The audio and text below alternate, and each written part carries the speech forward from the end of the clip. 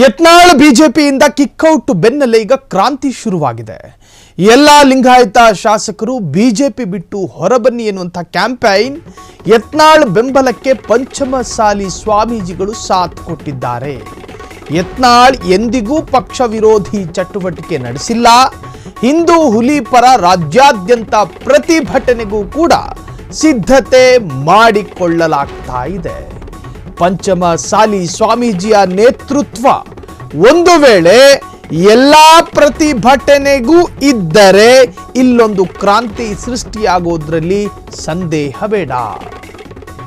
Basanagouda Patil Yatnal BJP ನಾಯಕರ ವಿರುದ್ಧ ಮಾತನಾಡಿದ್ರು ಎನ್ನುವಂತಹ ಕಾರಣಕ್ಕೆ ಬಿಜೆಪಿಯಿಂದ ಉಚ್ಚಾಟನೆಯಾಗ್ತಾ ಇರೋದು ಇದು ಪ್ರಥಮ ಬಾರಿ ಅಲ್ಲ.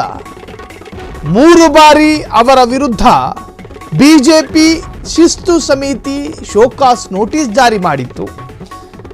ಇದು 2ನೇ ಬಾರಿ ಅಧಿಕೃತವಾಗಿ ಉಚ್ಚಾಟನೆ ಆಗ್ತಾ ಇರುವಂತಹದ್ದು. ಸದಾನಂದಗೌಡ ರಾಜ್ಯಾಧ್ಯಕ್ಷ ಆದಂತಹ ಸಂದರ್ಭದಲ್ಲೂ ಕೂಡ ಪಕ್ಷ ವಿರೋಧಿ ಹೇಳಿಕೆಯನ್ನು ಕೊಟ್ಟು ಉಚ್ಚಾಟನೆಗೆ ಒಳಪಟ್ಟಂತಹ ಬಸನಗೌಡ ಪಾಟೀಲ್ ಯತ್ನಾಳ್ ಈಗ ಮತ್ತೆ ಬಿಜೆಪಿ ನಾಯಕರ ವಿರುದ್ಧ ಹರಿಹಾಯ್ದು ಉಚ್ಚಾಟನೆಗೆ ಒಳಪಟ್ಟಿದ್ದಾರೆ. ಅದು ಕೂಡ ಬಿಜೆಪಿಯ ಶಿಸ್ತು ಸಮಿತಿಯಿಂದ, ರಾಷ್ಟ್ರೀಯ ಶಿಸ್ತು ಸಮಿತಿಯಿಂದ ಅಧಿಕೃತವಾಗಿ ಉಚ್ಚಾಟನೆಯಾಗಿದ್ದಾರೆ 6 ವರ್ಷಗಳ ಕಾಲ.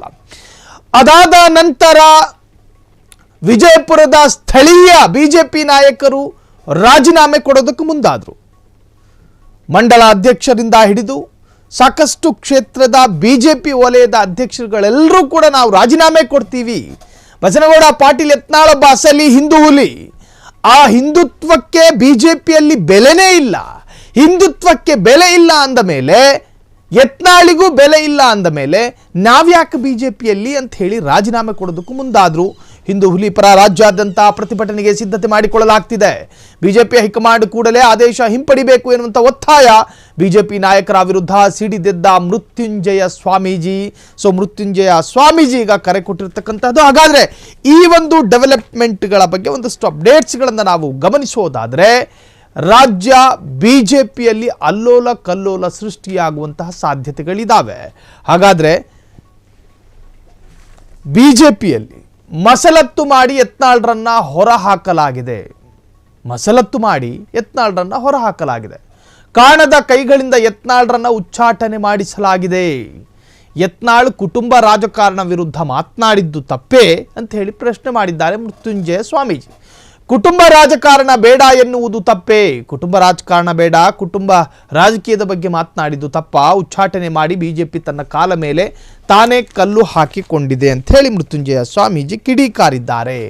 ಇನ್ನು ನಿನ್ನೆ ಈ ಉಚ್ಚಾಟನೆಯ ಬೆಳವಣಿಗೆ ನಡೆದ ನಂತರ ಯತ್ನಾಳ್ರವರ ಫಸ್ಟ್ ರಿಯಾಕ್ಷನ್, ಸತ್ಯವಂತರಿಗಿದು ಕಾಲವಲ್ಲ, ದುಷ್ಟ ಜನರಿಗೆ ಸುಭಿಕ್ಷ ಕಾಲ, ಉಪಕಾರ ಮಾಡಿದ್ರೆ ಅಪಕರಿಸುವ ಕಾಲ ಇದು, ಸಕಲವು ತಿಳಿದವರಿಗೆ ದುರ್ಭಿಕ್ಷ ಕಾಲ, ಧರ್ಮ ಮಾಡುವಗೆ ನಿರ್ಮೂಲವಾಗುವ ಕಾಲ ಇದು, ಕರ್ಮಿ ಪಾತಕರಿಗೆ ಬಹು ಸೌಖ್ಯ ಕಾಲ.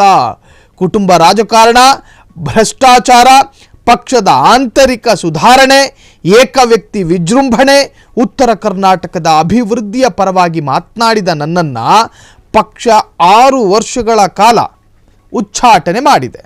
ಪಕ್ಷ ನನಗೆ ಸರಿಯಾದ ಗೌರವವನ್ನೇ ನೀಡಿದೆ. ಆದರೆ ಈ ಆದೇಶಕ್ಕೆ ನಾನು ಎದೆಗುಂದುವುದಿಲ್ಲ ಅಂಥೇಳಿ ಯತ್ನಾಳ್ ಫಸ್ಟ್ ರಿಯಾಕ್ಟ್ ಮಾಡಿದ್ರು. ನಾನು ಕುಟುಂಬ ರಾಜಕಾರಣದ ವಿರುದ್ಧ ಮಾತನಾಡಿದೆ, ಅದೇ ತಪ್ಪ? ಒಳ್ಳೆಯವರಿಗೆ ಇದು ಕಾಲ ಇಲ್ಲ, ದುಷ್ಟರಿಗೆ ಮಾತ್ರ ಇದು ಸುಭಿಕ್ಷ ಕಾಲ, ಸುಖವಾಗಿರ್ಬೋದು ದುಷ್ಟರು ಅಂಥೇಳಿ ಫಸ್ಟ್ ರಿಯಾಕ್ಷನಲ್ಲೇ ಅತ್ಯಂತ ಖಾರವಾದಂತಹ ಸಾಲನ್ನು ಉಲ್ಲೇಖ ಮಾಡಿದ್ರು ಬಸನಗೌಡ ಪಾಟೀಲ್ ಯತ್ನಾಳ್. ನನ್ನನ್ನು ಷಡ್ಯಂತ್ರದ ಭಾಗವಾಗಿ ಹೊರಹಾಕಲಾಗಿದೆ ಎನ್ನುವಂತಹ ಹೇಳಿಕೆಯನ್ನು ಕೂಡ ಕೊಟ್ಟರು. ಹಾಗಾದರೆ ಯತ್ನಾಳ್ ಉಚ್ಚಾಟನೆಯ ಬಳಿಕ ಬಿಜೆಪಿಯಲ್ಲಿ ಕ್ರಾಂತಿ ಸೃಷ್ಟಿಯಾಗುತ್ತಾ? ಹಾಗಾದರೆ ಏನಾಗಲಿದೆ ಬಿಜೆಪಿಯಲ್ಲಿ? ನಾವು ಪ್ರಧಾನಿ ನರೇಂದ್ರ ಮೋದಿ ವಿರುದ್ಧ ಹೋರಾಟ ಅಲ್ಲ, ಯಾರು ಅಟ್ಟಹಾಸ ಮೆರೆದಿದ್ದಾರೋ ಅವರ ವಿರುದ್ಧ ಹೋರಾಟ. ಕಾಣದ ಕೈಗಳ ವಿರುದ್ಧ ನಾವು ಹೋರಾಟ ಮಾಡಲಿದ್ದೇವೆ. ಯತ್ನಾಳ್ ಉಚ್ಚಾಟನೆಗೆ ಕಾರಣವಾದ ರಾಷ್ಟ್ರ ಶಕ್ತಿಗಳ ವಿರುದ್ಧವೂ ಹೋರಾಟ ಮಾಡಲಿದ್ದೇವೆ. ಬೆಳಗಾವಿಯಲ್ಲಿ ಸಭೆ ಕರೆದು ರಾಜ್ಯಾದ್ಯಂತ ಹೋರಾಟಕ್ಕೆ ಸಿದ್ಧತೆಯನ್ನು ಮಾಡಿಕೊಳ್ಳಲಾಗ್ತಿದೆ. ಹೈಕಮಾಂಡ್ ನಮಗೆ ಕುಟುಂಬ ರಾಜಕಾರಣ ಬೇಕು ಎಂದು ಹೇಳಲಿ, ವೀರೇಂದ್ರ ಪಾಟೀಲ್ JH ಪಟೇಲ್ರಂತೆ ಯತ್ನಾಳರಿಗೂ ಕೂಡ ಮಾಡುತ್ತಿದ್ದಾರೆ. ಬಿಜೆಪಿ ವಿರುದ್ಧ ಜಯ ಮೃತ್ಯುಂಜಯ ಸ್ವಾಮೀಜಿ ಆಕ್ರೋಶಿತರಾಗಿ ರಿಯಾಕ್ಟ್ ಮಾಡಿದ್ದಾರೆ.